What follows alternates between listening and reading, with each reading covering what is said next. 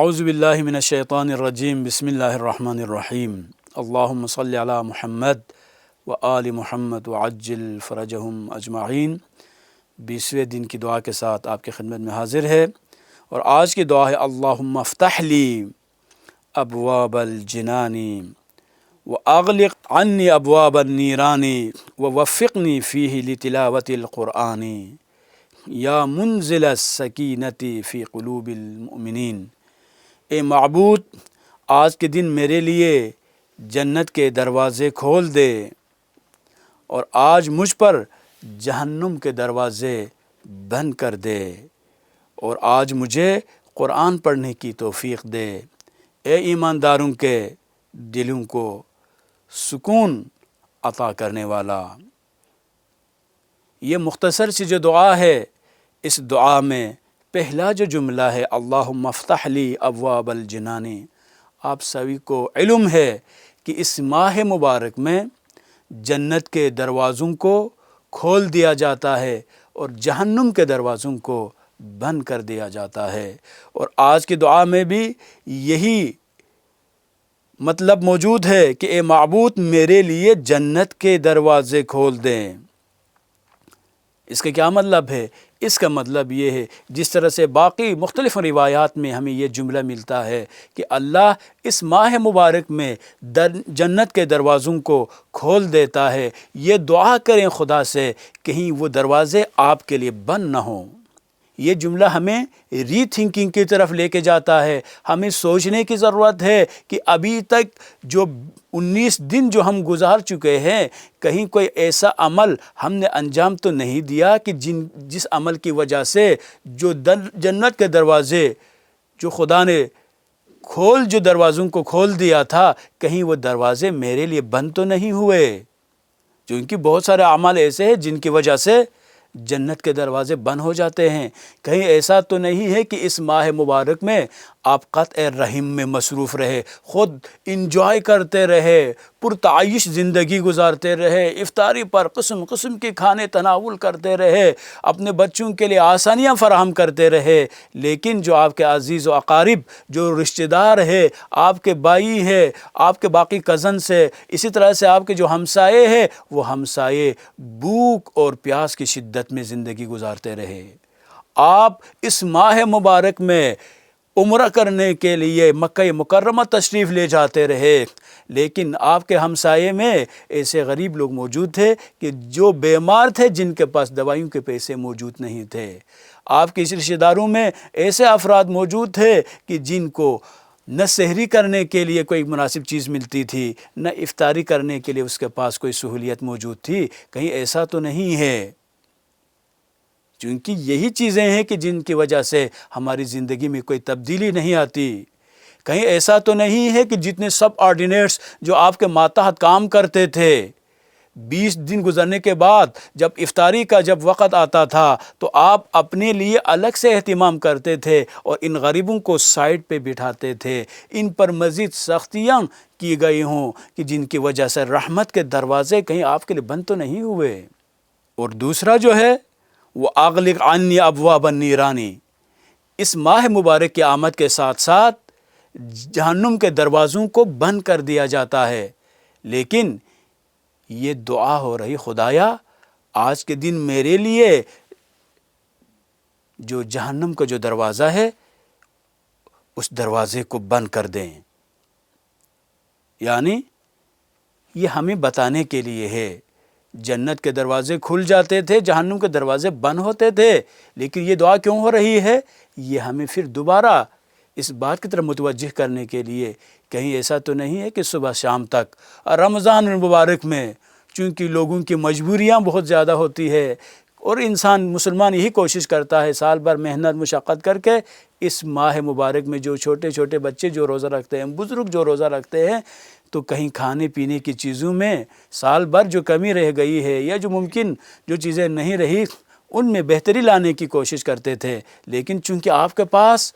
مال موجود تھا، آپ کے پاس دولت موجود تھی، آپ کے پاس کاروبار موجود تھا، آپ مختلف شاپس آپ کے موجود ہیں، کہیں ایسا تو نہیں ہے کہ آپ ان تمام تر غریبوں کو لوٹنے کے لیے اس ماہ مبارک کو ایک ذریعہ بنائیں؟ چونکہ لوگ مجبور ہے خریدنا، ان کی مجبوری ہے، لہٰذا دو کام کریں کہ ایک تو ان میں ملاوٹ اس حد تک کریں کہ بس زیادہ سے زیادہ آپ کو فائدہ ہو، یا تیسری چیز بھی ہو سکتی ہے، وہ یہ ہے کہ ناپ تول میں کمی کریں۔ اور یہ ہمارے معاشرے میں یہ مصیبت اس حد تک یہ بیماری بڑھ چکی ہے، پہلے تو چیزیں خالص نہیں ملتی ہے، اور اس ملاوٹ شدہ چیزوں میں بھی جب انسان ناپ اور تول میں کمی کرتا ہے، لیتے وقت معیار کچھ اور ہوتا ہے، اگر 10 روپے کوئی کم دیتا ہے تو آگے سے قبول نہیں کرتا، کوئی بوسیدہ کوئی پرانا اگر کوئی کہیں حصہ کاٹا ہوا کوئی پیسہ اگر کوئی دے دیں تو لینے سے انکار کرتا ہے، لیکن جو چیزیں دے رہا ہوتا ہے ان میں سے آدھی چیزیں سڑی ہوئی ہوتی ہے، کھانے کے لائق ہی نہیں ہوتی ہے۔ کیا آپ کو یہ احساس ہوا ہے؟ کہیں ایسا تو نہیں ہے کہ آپ یہی کام کرتے رہوں، سڑی ہوئی چیزیں لوگوں کو بیچتے رہیں اور صحیح سے قیمت وصول کرتے رہے، اور ساتھ ساتھ 1 کلو جو وزن جو ہونا چاہیے تھا 800 گرام جو بیچتے رہے،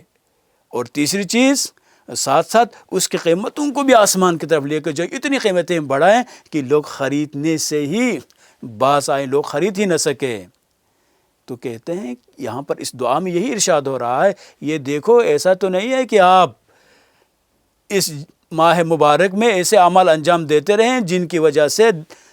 جنت کے دروازے بند اور جہنم کے دروازے کھل گئے ہو، تو سوچیں ابھی تک اگر اس قبیح عمل میں اگر مصروف ہے تو اس قبیح عمل کو انجام دینے سے باز آ جائیں۔ وَوَفِّقْنِي فِيهِ لِتِلَاوَةِ الْقُرْآنِ، خدایا اس ماہ مبارک میں تلاوت قرآن کی مجھے توفیق عطا فرمائے۔ تیسرا پوائنٹ ہے لِكُلِّ شَيْءٍ رَبِيعٌ، ہم نے پہلے بھی کہا تھا ہر چیز کے لیے ایک بہار ہوتی ہے، لیکن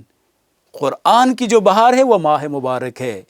قرآن پڑھنے کی تاکید اس لیے بھی زیادہ ہے چونکہ قرآن سے انسان کو ہدایت ملتی ہے، انسان کو روشنی ملتی ہے۔ الف لام میم ذالک الکتاب لا ریب فیہ ھدی للمتقین، یہ کتاب ہدایت ہے متقین کے لیے۔ اب متقین کی کوالٹیز کو آپ وہاں پر پڑھتے ہیں، صرف تلاوت کرنا یہ کافی نہیں ہے، بلکہ تلاوت کے ساتھ ساتھ اس کے مفہوم کو جتنا آپ سمجھ سکتے ہیں ترجمے کے ساتھ، صرف ترجمہ کافی نہیں ہے، آیات کو پڑھیں، قرآن کی عربی عبارت ساتھ ساتھ ترجمے پر بھی اگر آپ غور اور فکر کرنا شروع کریں گے تو یہ حقیقی معنی میں یہ تلاوت ہوگی، اور اس تلاوت کے نتیجے میں آپ کی زندگی میں تبدیلی آئے گی۔ قرآن کتاب ہدایت ہے، لیکن اگر اس کتاب ہدایت کو سمجھے، اور خطبہ شعبانیہ میں بھی یہ جملہ ملتا ہے کہ خدا سے دعا کریں بنیات صادقۃ وقلوب طاہرۃ، سچی نیتیں خلوص دل کے ساتھ دعا کریں۔ کس چیز کے لیے دعا کریں؟ تلاوت قرآن کے لیے۔ آپ اپنا تعلق قرآن کے ساتھ جوڑے، آپ قرآن کے ساتھ اپنے تعلقات کو ٹھیک کریں گے تو اس کے نتیجے میں قرآن کو سمجھنے کی وجہ سے باقی لوگوں کے ساتھ آپ کے تعلقات خود بخود ٹھیک ہو جائیں گے، آپ کے تعلقات رب کریم سے ٹھیک ہو جائیں گے۔ قرآن کو سمجھنے کے نتیجے میں کن لوگوں کے ساتھ آپ نے اٹھنا ہے، کن لوگوں کے ساتھ آپ نے رہنا ہے، یہ قرآن کی تعلیمات کی روشنی میں، قرآن کی اس نورانیت کی روشنی میں آپ کے لیے سارے کام آسان ہو جائیں گے۔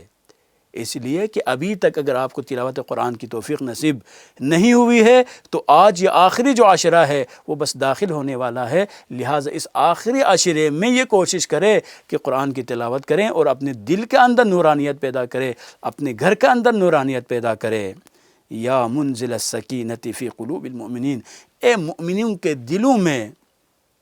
سکون فراہم کرنے والا، تسلی بخشنے والا کون ہے؟ جس سکون کے لیے آج یہ پوری دنیا میں آپ کو لوگ بے چین نظر آتے ہیں،